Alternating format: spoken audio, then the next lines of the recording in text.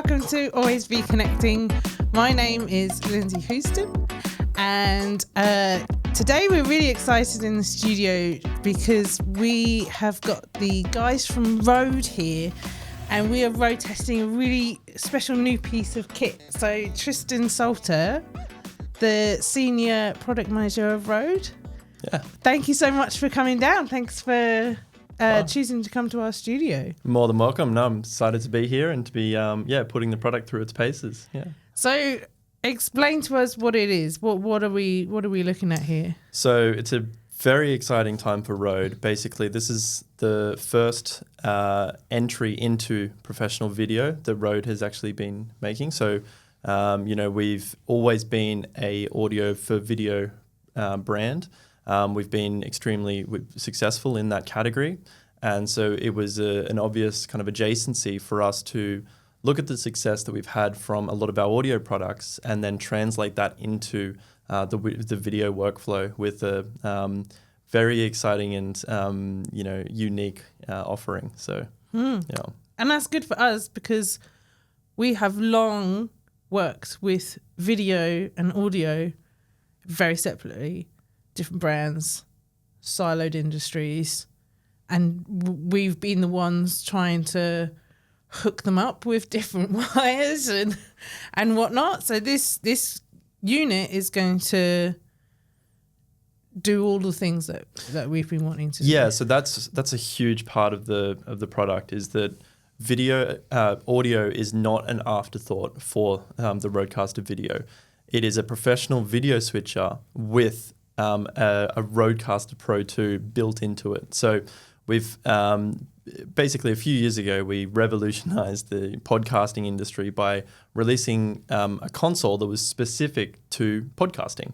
Yes. And this is, the RØDECaster Pro, the original, which was the first of its kind in that category where we were looking at features specifically for the podcasting market. Since then, the RØDECaster Pro 2 was a kind of evolution on top of that, looking at, beefing up the kind of processing power, adding more features, making it kind of putting us even further a leap ahead. And the idea now with the RØDECaster Video is to take all of those key learnings from that category leading product and then combine it with a new concept for a video switcher as well. So not only is it combined audio and video, but the video side of things is being completely rethought in a way that makes the whole process just a lot more seamless and adding, features that have been typically neglected from, a lot of other kind of options in the market. And accessible too, hey, because the learning curve to hook up a bit of a podcast studio it's taken us years to get to where we are now. So to have one device that can do all of it, that you don't have to wire together, that's gonna open up to new ideas, new markets, new people.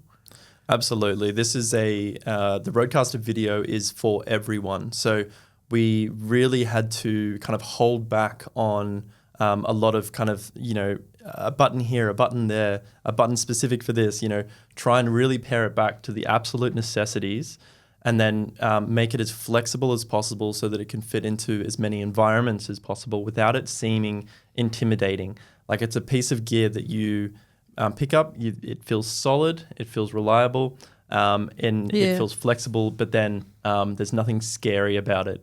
And the idea is that the software and the firmware kind of guide you through that process and that learning journey, so you can kind of get the most out of it from day one. Yeah, that's so interesting because a lot of kit, there's 80% of the unknown. I have no idea what that button does, and I don't want to find out necessarily. Don't touch that. Don't touch that. So yeah, that's very cool. What's the history of RØDE? How did they get to podcasting, and how did they sort of get to that sort of specialist in sort of that connecting people and connecting stories? I mean, great question with quite a significant history. So RØDE started as Friedman Electronics, which was basically a small audio store in Sydney that in the 90s ended up we introduced the first studio condenser microphone that was brought out by RØDE. And this was the RØDE NT1. That was basically the first product that RØDE released. Since then, we were really kind of like studio focused, a lot of musician kind of focus. And in about 2004, 2005, when the first concept of podcasting really started to emerge, there was an opportunity for RØDE to say like, well, we could absolutely be a part of that. And we actually released the Podcaster around that time, which was the first kind of dynamic USB microphone specific for podcasting. And we really wanted to like kind of target in on that imagery. It was like had this like white kind of polished finish that kind of matched the aesthetic of the MacBooks at the time. Yeah. And the basically from there, RØDE really kind of grew into the content creation space. And while we kind of maintained our reputation as a professional audio brand for musicians and studios, there was also this huge growth into like on-camera microphones. That's when we released our kind of our video mic series. But then also kind of bringing out more like USB microphones, more broadcast microphones, the Procaster like we're using today. That's almost a 15-year-old kind of microphone at this point, specific for podcasting, and it's still like one of the it holds up. One of the choices today. And then the opportunity that we saw in 2000, it was about 2017, 2018. There was this huge gap in the market for a recording console or a mixing console that made it easy for people to create podcasts, because there were very specific requirements. If you wanted to like dial someone in, or have that like with remote guests, or just be able to kind of sit there and listen to yourself in real time with a guest. There wasn't a lot of equipment that could actually do that, and you needed to cobble together lots of different pieces to actually get that result that you wanted. So the original Rodecaster Pro was all about saying like, here's all the gear that you used to need, now you only need this. The kind of COVID-19 happened. There was a huge boom in kind of podcasting and working from home, but also like, radio presenters and, people who were typically in studios with all this gear now had to adapt and find kind of ways for them to do it by themselves. So like, self-operated kind of productions became like a lot more popular, and the Rodecaster Pro was just basically the perfect solution for that. And then, the rest is history. Yeah, nice. And I think especially since COVID, like, for example, I saw a post on a social media of someone who'd gone into Kmart and they'd seen content creator thing for kids, like made out of wood, it had like a ring light and and a pretend microphone and stuff like that. And they were kind of, oh, what kind of career is this? And like, why are we saying our kids to be influencers and things like that? And it's like, well, no, like, everyone's going to need it. Everyone's going to need to be able to be part of the conversation, to be able to share their ideas, to be able to be part of the community. And like, especially with something like COVID, where you're apart, and that's the way that you're to be together, to be able to broadcast is something that we really learned some big lessons with on COVID. Hey, yeah, definitely. And I think there was this kind of paradigm shift from people, YouTubers and the kind of first vloggers and things like that. There was a certain level of vanity required for that. And I guess there was this perception of being like, well, if you're just getting behind a camera every day, then you must be vain, because it's like, it's a, what do you have to say that the world cares about?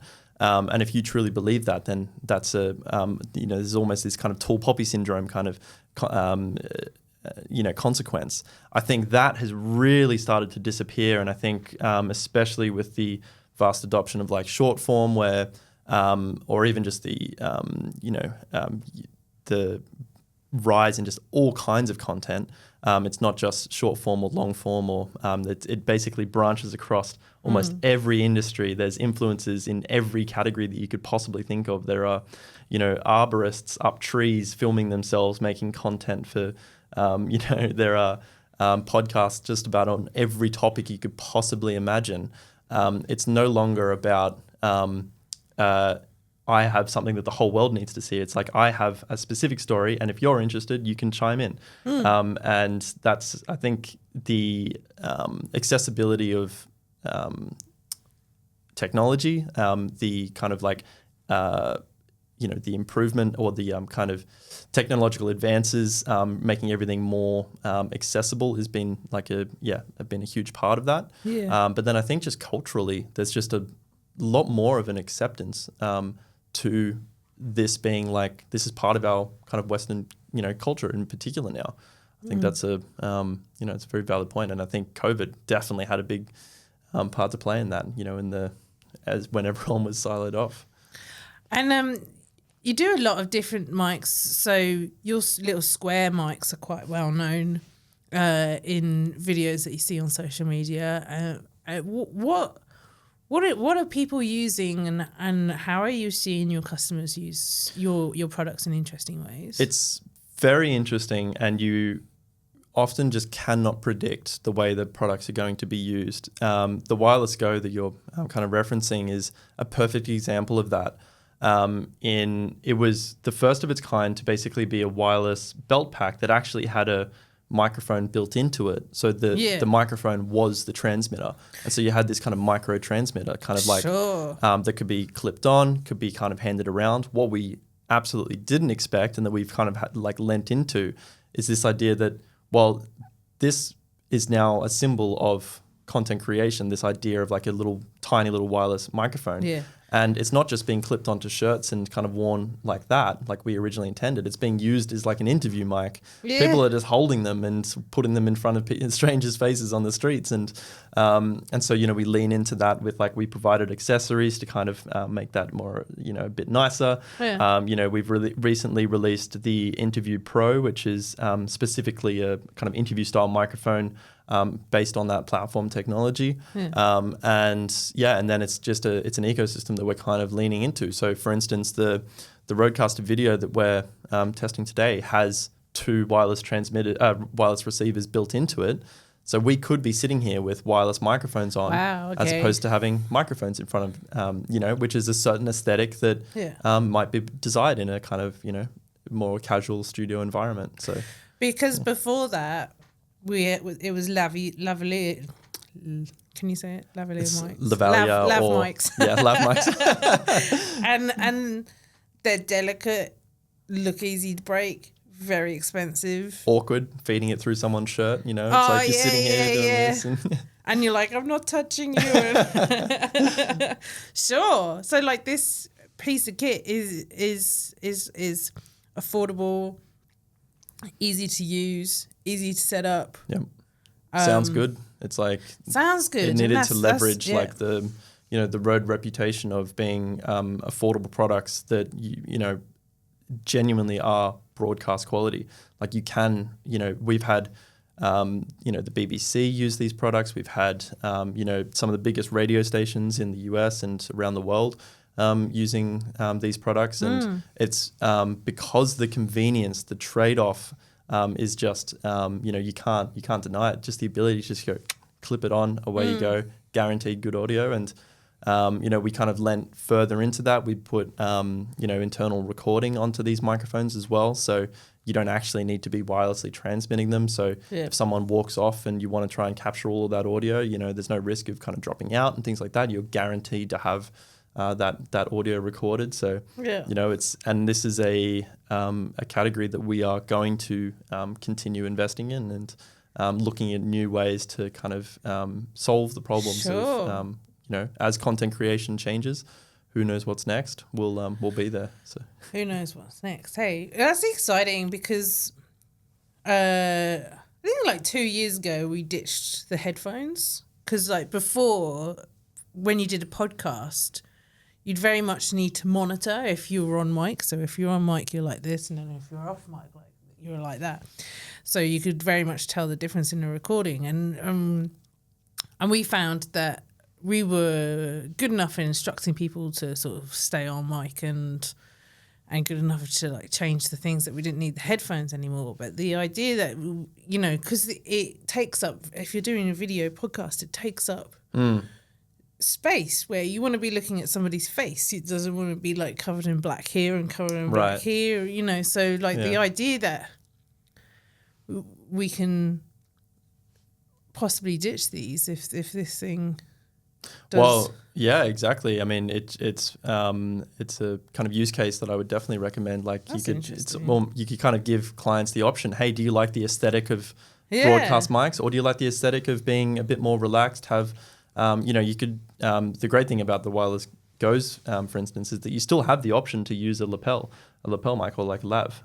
So you can just run it from your belt and still have that really discreet tiny microphone, or you can just have it clipped on and away you go.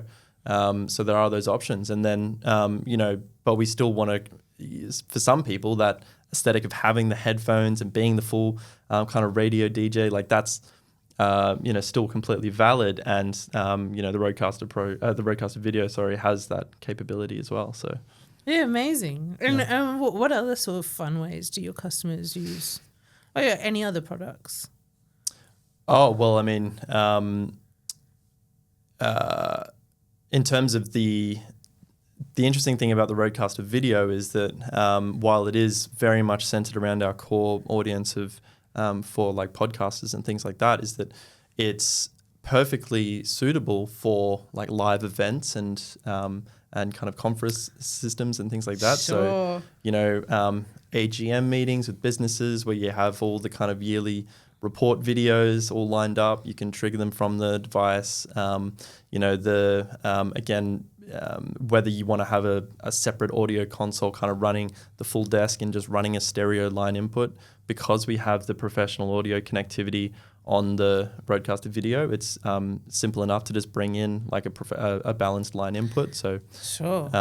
This is where the flexibility of the products really kind of extend beyond the the kind of Rhodes wheelhouse, I would say. Yeah. I feel like people are going to be suspicious though, because like especially events, when you're talking about events, people rock up with like 2 or 3 cases of kit, and if they rock up with like this tiny Rodecaster Video, like people are going to be like, what? Yeah. And, I think it's even for like podcast studios and things, it's like ditching all of those cables, all of those connection points. You don't need to record in multiple places at the same time. You can have it all kind of like, going to one device. I think it's going to streamline a lot of workflows. Yeah, definitely.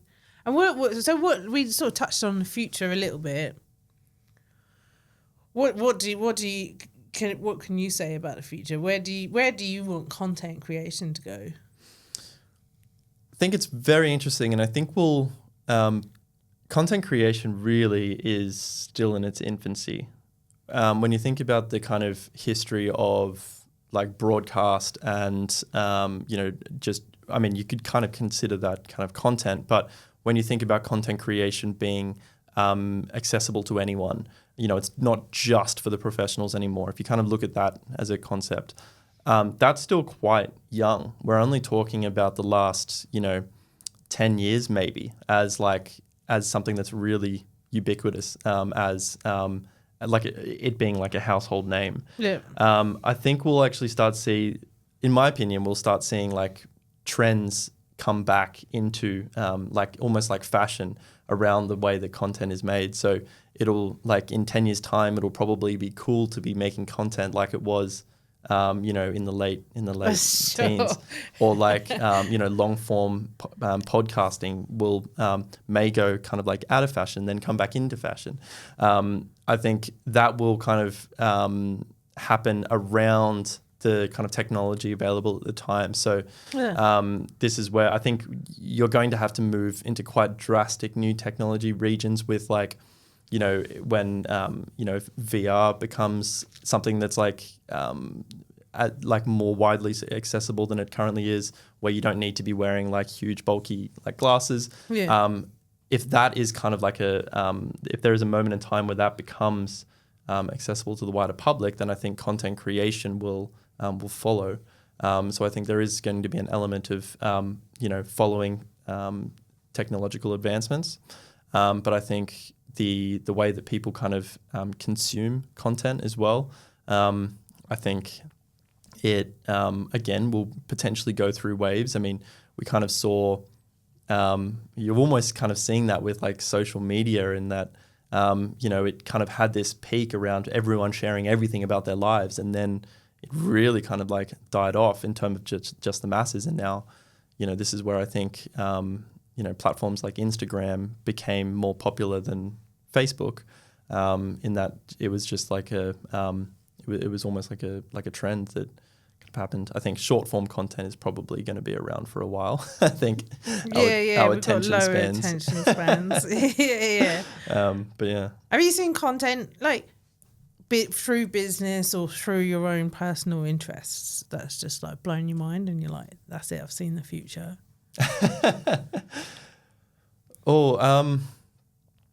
I think the first time that I saw like, just a tradie making content and getting tens of thousands or hundreds of thousands of views just because he was unique, had the right kind of content, and it was like, oh, there is a market for everyone. It's like not just like where you can have a significant following in niche concepts. I remember like thinking that was something. There was a bit of a turning point, around. I think it was probably, attributed to the adoption of short form content, but those moments were particularly interesting. I love that. I love that you've gone for an everyday user rather than this real fancy VR experience. It's like accessibility. And it completely changed the way that we thought about our products. We had the wireless device that we had before the Wireless Go was a product called the Filmmaker Kit. And it was... Oh, yeah, we got that back in the day. Yeah. And it was it was quite large, but it was a belt pack. It was affordable. It sounded good. It did the job. But it was called the Filmmaker Kit. And that's because it was incredibly popular at the time for people to aspire to be like, have this kind of cinematographer approach to making content. It was, Casey Neistat and some of these influencers at the time were making really high quality content as if they were making films. And so that was basically the customer, was people that had they've gone to film school, they've now started making their own, their own content, and they're aspiring to be filmmakers. So it's the Filmmaker Kit. But when you have this like shift to where all of a sudden it's like yoga instructors, cooking, like chefs, tradies,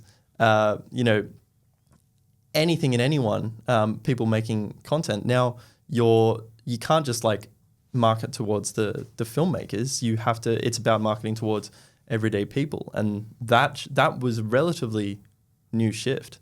It was similar to like in the early 2000s where music recording became accessible in bedrooms.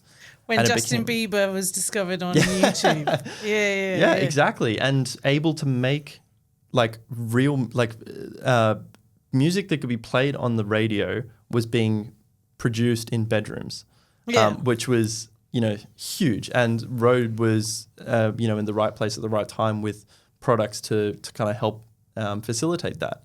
And that was an interesting, and there was like, hesitancy from professionals to say whether that was genuinely a viable tactic, but it didn't matter because it was being consumed. So yeah, the proof but then the professionals are probably, they've learned the old school way, and they provide a service that way. So it's tale as old as time, like in Hollywood newspapers where the people who've had control for so long because they've mastered the hard technology, and then the technology becomes easy for the next level down of people to afford and obtain and learn and all the rest of it. And then when you get down to everybody being able to access it and learn it and use it, then it levels the playing field, doesn't it? Absolutely. And this is exactly the purpose of the Rodecaster video. This is the providing multi-camera content creation to a much wider audience is that's a big goal of ours. Well, we better step up our game to remain relevant. After all that, we still have a good podcasting space. Yeah. That's the thing. It's like there's something about like a well-treated room with a nice kind of atmosphere that I think that'll be something that's well, retained. it's good for these things to come along to kick you into innovating further, isn't it? To sort of know that you can't rest on your laurels at any time, and that's what you do at RØDE as well, isn't it? It's continuously innovating, finding new products. Absolutely. And stuff like that. Very cool. Thank you so much for coming down and showing us. We really appreciate your time, and I look forward to using your piece of kit in the future. Absolutely. No, it's been a pleasure. Thank you very much for having us.